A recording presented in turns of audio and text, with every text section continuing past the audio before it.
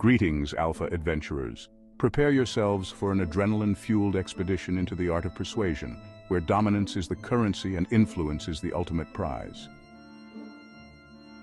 In a world where every encounter is a battlefield of influence, only those who command the psychology of persuasion rise victorious. Join us as we unlock the secrets of the alpha influences, arming you with the tools to seize control, bend wills, and carve your path to victory with unyielding determination.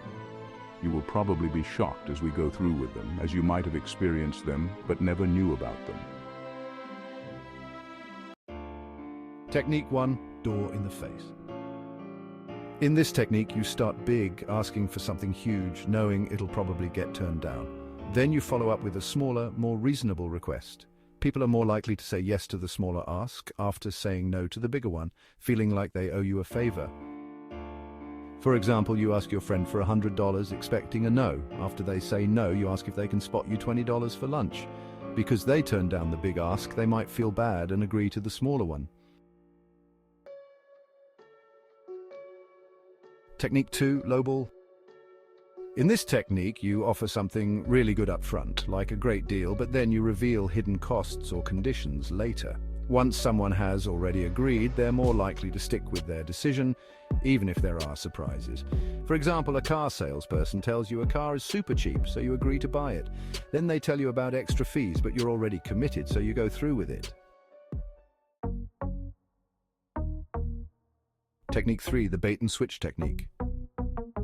In this technique, you show something awesome to get people interested, but then you switch it up when it's time to deliver. Even though it's not what they expected, they might still go for it because they were hooked by the first thing.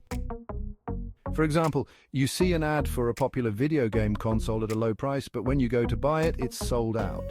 Instead, the store offers you a more expensive one, but you buy it anyway because you were excited about the first one. Technique 4, social engineering. In this technique, you play with how people interact to get what you want. By understanding how people behave in groups, you can make them do what you want without them even realizing it. For example, a team leader plans a fun team-building activity to make everyone work better together without them even knowing it. Technique 5, the primacy and recency effect. In this technique, people remember the first and last things they hear the best. By putting important stuff at the beginning or end, you make sure people remember it. For example, in a job interview, you start by talking about why you're great for the job and end by repeating why you're awesome. That's what the interviewer will remember most. Technique 6, Scarcity Principle. In this technique, you make something seem rare or special to make people want it more. When people think something might run out or is hard to get, they feel like they need to get it now. For example, the store says there are only a few items left in a sale, so people hurry to buy them before they're gone. Technique 7, Scarcity Confirmation Technique. This technique is similar to the Scarcity Principle, but you show people that others want it too. When people see that something is popular or almost gone, they want it even more. For example, an online store says there are only a few items left and tells you other people are looking at them too. You hurry to buy it before it's gone because everyone else wants it.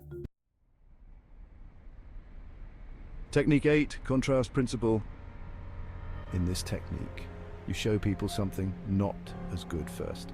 So when you show them something better, it seems even better than it really is. For example, a real estate agent shows you a small, plain house before showing you a big, fancy one. The fancy one seems even better because you saw the plain one first. Technique 9, Loss Framing.